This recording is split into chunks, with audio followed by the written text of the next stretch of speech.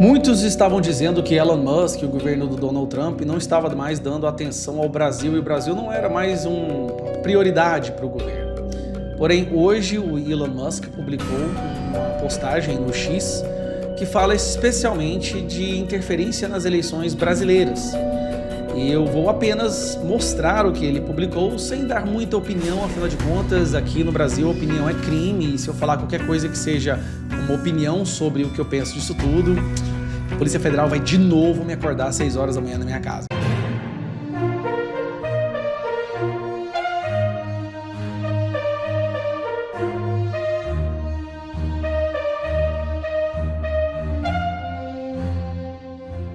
Relatório aponta a influência da USAID sobre STF e TSE. Um documento publicado em outubro de 2024 da organização Civilization Works refere-se à situação brasileira como complexo industrial de censura. É isso mesmo. Um relatório da Civilization Works, organização que monitora liberdades individuais no mundo, aponta que o Supremo Tribunal Federal, o STF, e o Tribunal Superior Eleitoral, TSE, têm sido fortemente influenciados por organizações não governamentais, as ONGs, financiadas pelo governo norte-americano. O documento, publicado em outubro de 2024, voltou a circular diante das recentes discussões sobre a atuação da Agência dos Estados Unidos para Desenvolvimento Internacional, a USAID, no Brasil. Segundo o Civilization Works, um dos principais mecanismos de influência ocorre por meio de financiamento da USAID a entidades que depois são citadas como referência para orientações dos tribunais brasileiros. Como exemplo, a organização menciona a Cartilha da Desinformação, publicada em fevereiro de 2021 pelo Centro de Excelência em Democracia, Direitos Humanos e Governança da USAID. O material recomenda como modelo de combate às fake news a iniciativa do Truth Booth, do Centro Internacional para Jornalistas, o ICFJ, que recebe financiamento da agência norte-americana. O ICFJ, por sua vez, usa esses recursos em programas como o Fair Game, o Jogo Limpo, projeto desenvolvido em parceria com o YouTube Brasil, onde 9 iniciativas de mídia receberam recursos. Ainda de acordo com o relatório, a USAID realizou estudos sobre o tempo médio que brasileiros passam online e considerou o uso do WhatsApp como problemático. As revelações reforçam a ideia do presidente dos Estados Unidos, Donald Trump, de que a USAID estaria gastando dinheiro dos pagadores de impostos em projetos contrários aos seus objetivos. Na terça-feira, dia 4, Trump confirmou que pretende fechar a USAID.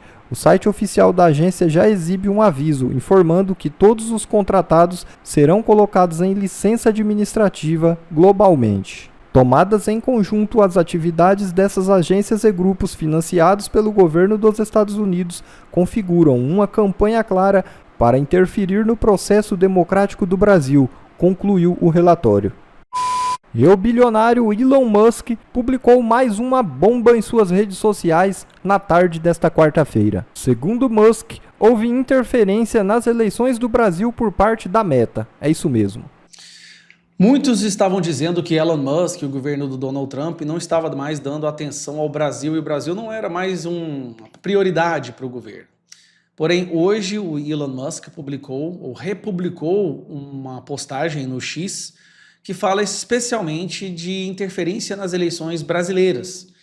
E eu vou apenas mostrar o que ele publicou sem dar muita opinião, afinal de contas, aqui no Brasil a opinião é crime, e se eu falar qualquer coisa que seja uma opinião sobre o que eu penso disso tudo, a Polícia Federal vai de novo me acordar às 6 horas da manhã na minha casa. Então vamos à matéria. Uma postagem do Elon Musk que aconteceu hoje de manhã, ele republicou uma postagem do Mário Naufal. E aí eu vou clicar e mostrar a tradução da postagem para vocês, tá? Ex-funcionários da CIA e da USAID administram as salvaguardas das eleições da Meta. Lembrando, a USAID é um braço da CIA, tá? Para fazer interferência em outros países sobre o disfarce de ajuda humanitária. A Meta teria colocado ex-agentes de inteligência no comando de seus esforços de integridade eleitoral. O chefe de segurança online da plataforma, o ex-agente da CIA Aaron Behrman, supostamente implementou controles abrangentes de conteúdo no Facebook, Instagram e WhatsApp durante as eleições de 2022 no Brasil. O programa incluía remoção de conteúdo, rótulos de advertência e restrições de encaminhamento de mensagens. Aaron Behrman, executivo de confiança e segurança da Meta Online. Removemos conteúdo do Facebook e Instagram que desencoraja a votação ou interfere na votação. O que é interferir na votação? Por exemplo, você publicar vídeos do Lula falando que é a favor do aborto, das drogas, que roubar para tomar uma cervejinha normal. Esse tipo de coisa era derrubado pelo Meta. O Meta colocou avisos em mais de 150 milhões de postagens relacionadas à eleição dos Estados Unidos. A empresa expandiu suas parcerias de verificação de fatos no Brasil de 4 para 6 organizações, levantando preocupações sobre a influência da comunidade de inteligência nos processos democráticos. Lembrando, estas agências de verificação são agências que também eram financiadas pela USAID. Agora, eu vou abrir aqui, ó. Esse aqui é o cidadão em questão. Deixa eu ver se ele abre aqui. Ô, desgramado aqui. Esse aqui, ó, é o tal do Aaron, tá? Cadê o desgramado aqui? Esse aqui, ó. Esse é o cara que estava cuidando da desinformação, funcionário da Meta, ex-agente da CIA, que estava interferindo no debate político no Brasil, tá bom? Agora, eu vou pegar o e-mail que o Aaron publicou. Tá vindo à tona agora algumas coisas, né? Então, esse aqui é um e-mail dele, do Aaron B, tá? Online Trust Safety, National Security, mais sobre a Meta se preparando para as eleições no Brasil, que incluem nossos esforços robustos de reduzir desinformação. Então, lembrando, um cara lá da Meta, nos Estados Unidos, ex-funcionário da CIA, financiado, Meta da CIA, e lembrando que a USAID financia aqui as agências checadoras de fatos, determinando como que seria o debate político no Brasil. Olha que curioso isso. Nós removemos conteúdo do Facebook e Instagram que desencoraja a votação e interfere na votação, tal como informação incorreta sobre datas das eleições, candidatos e números. Nós também trabalhamos com fact-checking, checadores de fatos independentes, mas financiadas pela USAID, tá? Organizações para verificar a veracidade de posts reportados que não violam nossos padrões de comunidade, ou seja, mesmo sem ser um post que não viola os padrões da comunidade, ou seja, que não seja proibido pela Meta, eles iam lá manualmente, retiravam e analisavam essas postagens. Quando os checadores de fatos marcam a postagem como falsa, nós reduzimos o alcance no Facebook e no Instagram. Lembrando, os checadores de falsos esquerdistas financiados pela USAID, amando e também seguindo o comando do TSE do Alexandre de Moraes. Pessoas que ainda veem esse conteúdo nos seus feeds o verão coberto com um rótulo ou um link direcionando para mais informações dos checadores de fatos. Em julho nós aumentamos o número de parceiros na nossa iniciativa de checadores de fatos no Brasil, de 4 para 6, incluindo, aí vai, Agência Lupa, AFP, Aos Fatos, Estadão Verifica, Reuters, Fact Check e UOL Confere. Lupa, Aos Fatos, receberam muito dinheiro da USAID e foram treinados pela USAID. Reuters recebeu muito dinheiro da USAID, muito. Agora ainda tem que descobrir a questão do UOL, Estadão e AFP. Desde que as mensagens no WhatsApp de ponta a ponta são encriptadas, né? Nós lutamos a desinformação no WhatsApp através de medidas para reduzir a viralização das mensagens. Mensagens enviadas no WhatsApp são identificadas com uma tag. Desde 2020, mensagens com 5 ou mais encaminhamentos podem ser enviadas apenas uma vez por conversa, o que resultou numa redução de 70% no número de mensagens frequentemente enviadas. Este ano, nós implementamos um novo limite de encaminhamento de mensagens. Agora, qualquer mensagem encaminhada só pode ser encaminhada novamente para um grupo de WhatsApp por vez. Todas essas medidas que eles tomaram, todas, um cara que trabalhava na CIA, que foi para o Meta, foram medidas para interferir no debate político no Brasil. E todos os posts derrubados eram posts que, na maioria das vezes, falavam a verdade sobre o Lula, a verdade sobre o Brasil, mas era inconveniente para a vitória daqueles que o sistema tinha decidido que seria o próximo presidente do Brasil. É por isso que nós precisamos de uma CPI para entender a gravidade e quão prejudicial, quão profunda foi a interferência desse pessoal aqui no Brasil. Um abraço. E a expressão desordem informacional, popularizada em 2022 pelo então vice-presidente do TSE e atual ministro da Justiça, Ricardo Lewandowski, para censurar um vídeo da produtora Brasil Paralelo sobre os escândalos do governo Lula, também aparece num relatório da USAID. A agência, ligada ao governo dos Estados Unidos, está sob suspeita de financiar, nos últimos anos, pautas progressistas com dinheiro público. No documento, o conceito de desordem informacional é repetido mais de 60 vezes. O texto afirma que a desinformação sempre existiu, mas que a disseminação de notícias falsas ganhou novas proporções com a combinação entre mídias tradicionais e digitais. Conforme o relatório, essa associação permitiu a propagação de narrativas falsas sem precedentes. O documento foi elaborado em fevereiro de 2021. 1 ano e 8 meses depois, em outubro de 2022, às vésperas das eleições presidenciais no Brasil, quando Ricardo Lewandowski utilizou a expressão desordem informacional no voto, em que justifica a censura contra Brasil Paralelo, o magistrado foi acompanhado pelos ministros Alexandre de Moraes, à época presidente do TSE, Carmen Lúcia e Benedito Gonçalves. Ao votar, Moraes afirmou que a Brasil Paralelo utilizou informações verdadeiras para apresentar ao público das redes sociais uma conclusão falsa, o que, segundo o ministro, caracteriza tentativa de manipulação dos fatos. Olha, Ana, começo essa com você, fica realmente confuso. Quer dizer que esse conceito de desordem informacional, usado mais de 60 vezes no relatório da USA, foi utilizado aqui, foi usado para embasar a justificativa de um ministro para justificar a censura no Brasil. Agora, só para explicar para a audiência, desordem informacional é sinônimo de fake news, de notícia falsa? Qual seria o conceito de desordem informacional? Paula, essa desordem informacional, o conceito, eu acho que o conceito já vai aparecer, porque essa expressão desordem informacional é uma expressão que está aparecendo bastante, muitas, centenas de vezes nos relatórios sobre a USAID, sobre muitos países, inclusive o Brasil. Então, a conclusão que já pode ser, claro que esse nó ele é gigantesco, ele está sendo desatado à medida em que conversamos, mas uma das conclusões que a gente pode chegar tranquilamente, Paula, é que houve um caminhão do briefing, para usar uma expressão do nosso querido Guilherme Fiuza, usado no programa Outra Coisa. Parece que todos foram briefados, todos receberam o memorando da expressão, para usarem a expressão desordem informacional.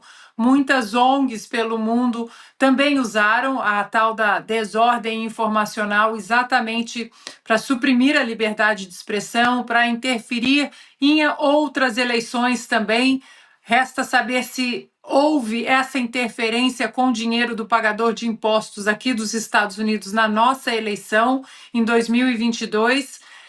E hoje, Paula, o que aconteceu há pouco tempo, coisa de 1 hora atrás, mais ou menos, é que esses bons tentáculos, né, do DOGE, que chegaram até a USAID, e o Brasil está, de alguma forma, ligado a algumas ONGs que são ligadas à USAID, esses bons tentáculos agora eles chegam em outras agências também aqui nos Estados Unidos. O Elon Musk acabou de participar de uma audiência, de uma cerimônia no Salão Oval com Donald Trump, enquanto Donald Trump assinava uma ordem executiva para que o DOGE entre em outras agências federais e abra todos esses armários, que tem muito esqueleto nesses armários, Paula. E o que dizem aqui é que muitos desses armários que agora serão acessados pelo DOGE, muita coisa também está ligada à USAID. Ou seja, para quem está assustado com a quantidade de informação, de corrupção, de fraude, de desvio de recursos públicos, apertem os cintos, porque a brincadeira do Elon Musk mal começou. Augusto? Olha, Paulo, eu acho muito simples. É desordeiro informacional quem contesta a verdade oficial, que é mentirosa. É isso, tem a verdade deles. O Brasil vive em situação de normalidade institucional, eles dizem. A gente diz, não é verdade. O Supremo desrespeita a Constituição e destruiu o equilíbrio entre os poderes. Aí você conclui. Portanto, o Brasil não vive num Estado democrático de direito. Eles pegam a conclusão que é verdadeira, mas contesta a verdade oficial, e acham que duas verdades somadas resultam numa mentira. Quem é que está contando mentira nesse caso? É o Supremo. É o Supremo. Eles estabeleceram a desordem, mais que a desordem informacional, ou usando essa desordem, a desordem institucional, que é mais grave ainda, existe hoje na prática a ditadura do judiciário. Num país em que o presidente da República precisa se reunir com todos os ministros do Supremo, é claro que o poder judiciário, que deveria ser igual aos outros, é mais igual que o legislativo e o executivo. Simples assim. Quem dá as cartas aí no Brasil, quem bate escanteio e cabeceia, não é o ministro Alexandre de Moraes, com a concordância militante da imensa maioria dos ministros do Supremo? Isso é correto? Isso é democrático? É isso que a Constituição prevê? Então parem de conversa fiada. O ministro Lewandowski, por exemplo, não tem um voto dele que tenha dito a verdade. Nenhum, quando ele era ministro. É natural que, como ministro da Justiça, ele sirva aos senhores que comandam o consórcio Lula-STF. Ele é um dos elementos, dos elos entre essas duas partes aí. Só está a serviço da ditadura. Bom, agora 18h12. Deixa eu compartilhar aqui pesquisa. E o ministro da Defesa, José Múcio Monteiro, disse durante entrevista ao programa Roda Viva, da TV Cultura, não se opor à anistia para os presos do 8 de janeiro. O ministro sugeriu ainda que esse perdão é uma forma de pacificar o país. Eu acho que na hora que você solta um inocente ou uma pessoa que teve um envolvimento muito grande, é uma forma de você pacificar. Esse país precisa ter pacificado. César. Ninguém aguenta mais esse radicalismo. A gente vive atrás de culpados, a gente está começando, nós estamos precisando procurar quem resolva os problemas, quem ajude a resolver os problemas. Nós brigamos só por eleição, só para ganhar a eleição. Nós não somos mais a favor de ninguém, nós somos contra as pessoas. Eu voto em fulano porque eu sou contra. Eu voto em César porque eu sou contra você. Não é porque eu acredite em César. José Múcio também defendeu mais uma vez a necessidade de dosimetria nas punições aos envolvidos nos atos em Brasília. Devia ter uma dosimetria. Tem gente que quebrou uma cadeira, tem gente que armou esse movimento, o golpe, como você diz. Se for tudo comprovado, que este pague. Que este pague. Se foi um golpe, quem organizou que pague. Agora, e aqueles que tomaram seus ônibus, estavam lá tirando foto de celular, tem os que entraram quebrando, tem os que ficaram do lado de fora. Tem todo tipo. Você não pode condenar uma pessoa, dar a mesma pena quem armou, quem financiou, a uma pessoa que foi lá encher o movimento. Foi isso que eu defendi. Agora, mas essas pessoas isso é uma decisão, Raquel, isso é uma decisão que pertence ao Congresso Nacional. Augusto, os jornalistas ficaram um pouco perturbados ali com a opinião do José Múcio. Claro. Mas assim, nenhuma surpresa, porque ele já havia se manifestado em relação ao 8 de janeiro anteriormente, mas ali ele estava ali com uma roda de outros jornalistas. Olha, eu adoraria até conversar com esses jornalistas aí num programa aberto, né? Cada um dando a sua opinião e tratando da história e tal. Como eles não topam nada disso, nem me daria prazer nenhum, eu acho o seguinte, nós temos de fazer um especial aqui, Paula, como a gente já fez, sobre um determinado assunto. Nós já tratamos de, por exemplo, aquela roubalheira das refinarias, tal. Como é que foi? A gente tem que fazer coisas sobre como é que foi o escândalo do mensalão, tal, porque o Brasil, a cada 15 anos, esquece o que aconteceu nos 15 anteriores. Tem de contar a história. Esses caras não sabem nada, os entrevistadores, da história do Brasil. Sim. Vou repetir porque eles ignoram, a gente repete aqui. A anistia, por exemplo, é concedida por um governo aos seus adversários. É assim. Eles acham que não. Tem que ser amigo. Então a anistia de 79 valeu, 1979, porque beneficiou terroristas, ladrões, assaltantes, assassinos que estão ou estiveram no PT. Agora, eles não sabem, por exemplo, que em 1945 Getúlio anistiou comunistas e integralistas. Os envolvidos na intentona comunista pretendiam dar um golpe de Estado, chefiado pelo Luiz Carlos Prestes. Os da intentona do ataque integralista ao Palácio Residencial da família Vargas eram chefiados pelo Plínio Salgado, integralista, que queria um golpe de Estado, abertamente. Em 1956, o Juscelino Kubitschek anistiou os militares que fizeram a rebelião de Aragarças, de Jacareacanga, que eram oficiais da aeronáutica contrários ao governo. Ele anistiou.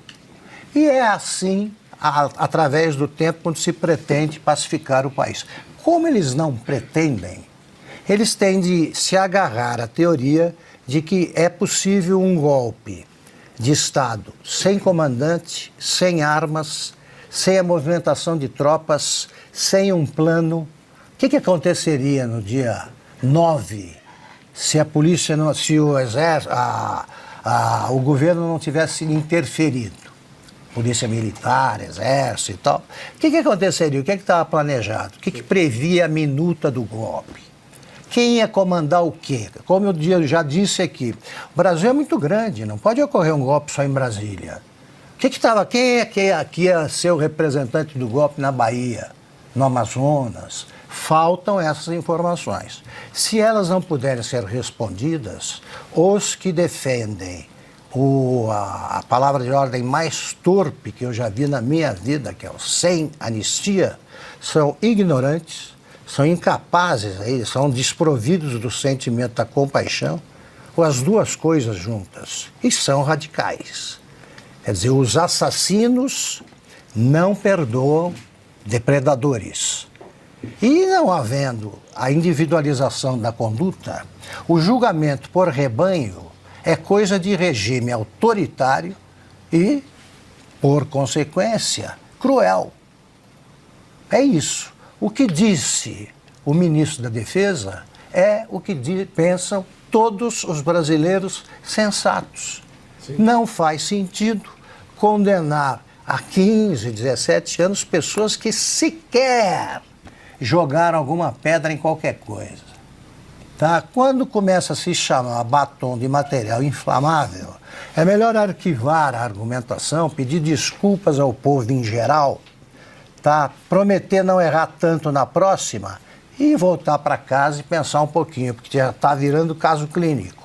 Bom, pessoal, esse foi mais um vídeo. Eu espero que vocês tenham gostado. Se vocês gostaram, deixa o like aqui para fortalecer nosso canal. Logo eu volto trazendo mais informações da política para vocês.